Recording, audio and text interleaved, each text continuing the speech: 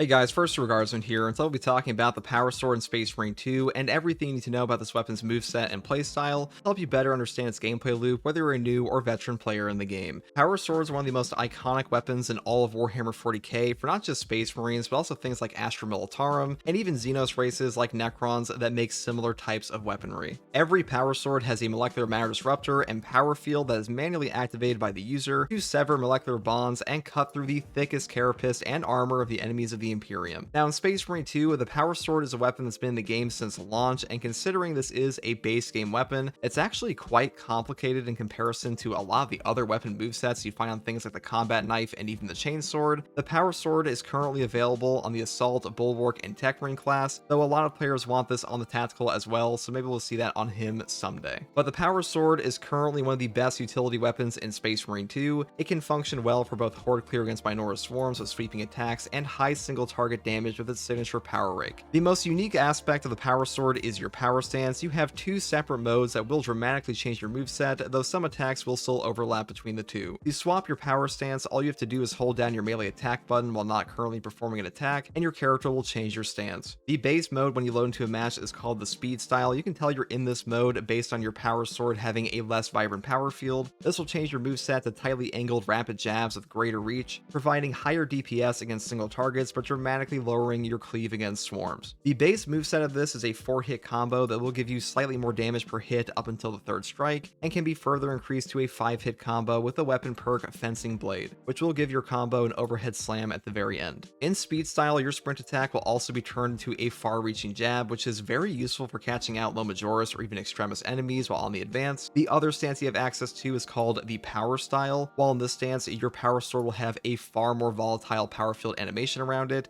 and in this stance, your attacks are turned into wide cleaving swings that are incredibly useful against Minoru swarms that are trying to surround you, though substantially less effective against single targets. The biggest benefit of Power Style for horde clear is that every single swing you do in this mode will set up a gunstrike opportunity on a Minoru to regenerate your armor. This works for both Hormagaunts and regular Zangors, where your first hit will send them flying, setting you up for free gunstrikes. The only ones that are immune to this are what I like to call the Captain America shielded Zangors, who will not let you gunstrike them with a Power Style hit because they are simply built different. In the Power Style, you have a 3-hit combo available with each attack doing slightly more damage, and just like the Speed Style, this can be extended by 1 and turn into a 4-hit combo with the weapon perk Slashing Blade. So those are the two power modes for this weapon explained, but this brings me to some slightly advanced tech I want to showcase for this weapon when it comes to swapping your stances. Because you are actually able to swap stances in the middle of a dodge for both backstep and rolling by simply holding down your melee button like normal while you are in a dodge animation. And your character will immediately go into a lunging attack for your newly swapped stance, which is actually incredibly useful in this game and very easy to pull off, and really just feels far less clunky than swapping normally. This will also allow you to stay on the offense, since you will immediately trigger weapon perk effects like Master of Offense to give a damage boost for 5 seconds after changing weapon styles. So if you want to get the most out of your Power Sword, you should really try to incorporate this into your playstyle, because it'll make this weapon feel significantly more effective. So combat styles may seem pretty simple. You just use speed style for single target and then swap the power style for Minoru, and that is mostly true. However, beyond the combat style, there are 2 more attacks attached to the Power Sword that can be used with both combat stances. Which brings us to the first of these and the most important, which is the Power Rake. The Power Rake attack is the overall strongest single target attack on the Power Sword currently. This can be performed by holding down your melee button for a heavy attack immediately after any light attack or sprint attack. This will give you a large vertical swing that sends out a wave of energy that can hit multiple enemies in a line at once, and also has a vertical hitbox, as the animation would imply, that is even able to hit zoanthropes out of the air. You can do a maximum of 2 power rakes in a row before you have to do a light attack in the middle to start your power rake again, but usually 2 power rakes is more than enough anyways, since most enemies will start to attack you in melee by this point, and you'll be forced to respond regardless. This is the overall most useful attack on this weapon in my opinion, and with the Heroic Xenophase Blade Power Sword variant, the heroic effect will actually improve not only the damage but also the angle of your power rake, which will also benefit your vertical attacks to give you an even easier time hitting zoanthropes hovering above you than the standard power rake, and will also make your power rakes far more effective against multiple ground targets as well, which is something the base Power Sword struggles more with when using the power rake. The power rake's damage will also increase with perk effects like Overcharge, since it is a held heavy attack. But contrary to what a lot of players believe, it will also function with the Arc Leaf perk on the Tech Marine, since this is effectively the exact same perk as Overcharge, and the description is just worse for whatever reason. So that is everything you need to know about the Power Rake, but there is one more attack on this weapon that is independent of your stance, and that is the Power Whirl. To perform a Power Whirl, all you have to do is wait a brief period after any light or sprinting attack, and your character will go into this animation. And once you're in the Power Whirl stance like this, all you have to do is press your melee button again, and you will perform a Power Whirl, which is a massive AoE cleaving attack that is incredibly useful for both swarms of Minoris and Majoris. The attack itself is split into two separate instances of damage, but each hit will do the exact same amount to an enemy, even though the final hit looks way more devastating and moves you forward for a larger impact. Now, unlike the Power Rake, the Power Whirl is not technically a held or charge attack for whatever reason, and does not benefit from perk effects like Overcharge, and while this attack will stagger Majoris, it can be a bit tricky to set up as you are still vulnerable to enemy attacks during the full animation, which can actually get you staggered before you pull off your full damage potential. Now, this is where I think the block power sword really shines, and if you're not sure how block weapons or other defense types work, I do have a full guide for that with a link in the video description, but the TLDR here is that since block weapons give you a staggering effect on the initial attack and subsequent attacks for 2.2 seconds,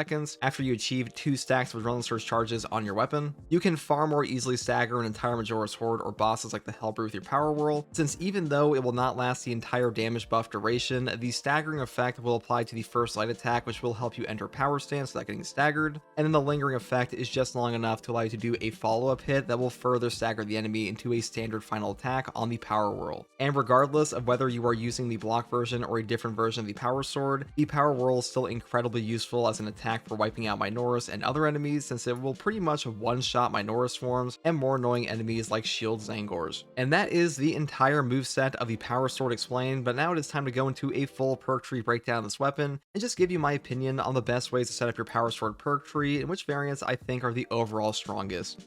So here we are in game to break down the Power Sword's variants and perk tree. Now the Power Sword differs from other melee weapons in the game in that you actually have 4 relic tier options here, as opposed to the 3 you find on every single other melee weapon in the game. So pretty interesting thing here. It does feel like they put a lot more effort into the Power Sword in general as opposed to the other melee weapons from the base game. And as far as the variants go, you have 2 balanced versions, 1 fencing version, and 1 block version on the relic tier, and of course the Xenophase blade on the heroic tier for now. But like one day we will get another one, because every single weapon will be receiving 2 heroic variants eventually. Now, as far as the balanced ones go, I'll talk about these first. The first one here has an 18 strength and 5+ speed, and the big difference between these two is just what they prioritize here. This one prioritizes damage, this one prioritizes the speed stat instead. They're both pretty good, but for the most part, if I take a balanced version, I'm usually just going to take the Xenophase blade, because this one's heroic perk effect, like I mentioned in the moveset portion of this guide, gives you wider Power Rake waves that deal more damage, and Power Rake is one of the best attacks on this weapon in general. It also has a fat 16 cleaving potential, and the base damage here also got buffed up in patch 12, just like the other balanced weapons. So for the most part, I do think this one is the overall best as far as the balanced versions go, but they're all pretty decent if you want to like swap them out. Now, the block version here is also very strong with the Power Whirl, like I mentioned in the moveset, and the fencing version is probably the weakest. But, you know, if you want to take this because it does have a 9+ speed, which does feel really good to use in game, you definitely can. The bigger issue here is that fencing weapons have kind of fallen off because their damage is just trash these days, and for the most part, Space Marine 2's player base has improved in skill to the point that they do prefer balanced weapons and block weapons over these options in a lot of cases. But if you want to take this, you know, there's no problem with that. It's not a terrible weapon by any means. The damage here is just a little lacking, and the cleaving potential is pretty awful. Now, as far as the perk tree is concerned, the first 2 perks we have here are Armored Strength and the perk down here, Perpetual Strength. Now, Armored Strength will give you a 10% melee damage buff as long as you have armor remaining, and this one will just give you a 5% melee damage buff flat. Now, the thing about Armored Strength is that this weapon is on classes that have a ton of armor regen currently, so Bulwark, Assault, and Tech Marine, all of these classes can very easily maintain at least 1 armor, so this buff is up pretty damn often, and also leads into a very strong perk over here with the perk Master of Offense. After switching your sword combat style, you will deal 20% more melee damage for 5 seconds. The cooldown is 10 seconds. Now, because of that lunging mechanic into your power rakes I mentioned earlier in the guide, you can get a 20% buff off on your power rakes immediately out of a lunging attack and a combat style switch, which is a very strong option. The alternative down here is also pretty good though with Master of Defense. This is the exact same perk effect pretty much, except instead of a damage buff, you get a range damage reduction, and range damage reduction does affect your armor, not just your HP. And like I said before, this weapon is on classes that have a ton of armor regen, so a really good option for both of them. Now, here we have two options for Perpetual Strength, and we move here into the choices between Tranquility or the perk up here, Momentum Gain. I'll cover this one first. While in Power Roll stance, you do not just roll heavy hits and you cannot be knocked back. This perk is okay. The big reason I don't care for it too much is that the classes that have this weapon, they already have no knockback effects like built into them for the most part, especially with Bulwark and Assault. So oftentimes this perk is a bit redundant, but the perk up here, Momentum Gain, each consecutive light attack increases light attack melee damage by 3% up to 30% for 3 seconds. This is just not that good. Like, a light attack spamming on this is not that useful in Space Marine 2 in the first place, because like I mentioned, the build portion or the moveset portion of this guide, the Power Rake and Power Roll attacks are your strongest attacks on this weapon, so spamming light attacks for damage is just not that strong. And also, the bottom perk tree here is just better in general for reasons we'll get into in a second. Now, I'm going to go into the next perk here, which is Skilled Restoration. When your health's below 30%, a Power Roll hit restores an armor segment. The cooldown is 10 seconds. This perk is pretty good because you only need one instance of damage on your Power Whirl, because like I mentioned before, the Power Whirl is separated into two separate instances of damage, and all you need to do is hit them once while you're below 30% HP, and you will get this armor back. But usually I skip over this because number one, it's conditional, number two, it has a cooldown, and number three, the bottom perk down here is just a 10% melee damage buff, which for the most part is better. Now, the next perk over here is Hard Target. While performing a light combo, you take 15% less range damage. This perk is actually pretty strong because oftentimes you'll be light attacking enemies that have range spam against you, like Devourers or Rubric Marines, because you don't want to animation lock yourself. And because of that, getting that range damage reduction if they're trying to pellet your face or getting hit from the side, that is pretty good. Now, up here, you can move into the perk Kill Streak for no knockback, but to be honest, like, all Kill Streak perks are pretty shit in this game. Like I said with Tranquility, no knockback perk effects here are pretty often found on every single class in the game, and having a conditional one is just kind of shit. Now, the two perks up here and below with Fencing Blade and the perk here, Slashing Blade, these will just increase your combo length, like I mentioned before, for power style and speed style. I'll be real, guys, I never take these perks. They are not that strong. Oftentimes in Space Marine 2, you never actually reach a full combo length because you will be interrupted in melee by a forced parry or like a gun strike on an enemy, and because of that, they don't really come into use that often. And also, they're never going to remove these perks because they add in a brand new animation, so they're pretty much a permanent stay that nobody takes, in my opinion. So kind of unfortunate, but that's just the way it is on this weapon for now. Now, the next perk here is a Cutting Edge. Power Rake deals 50% more melee damage.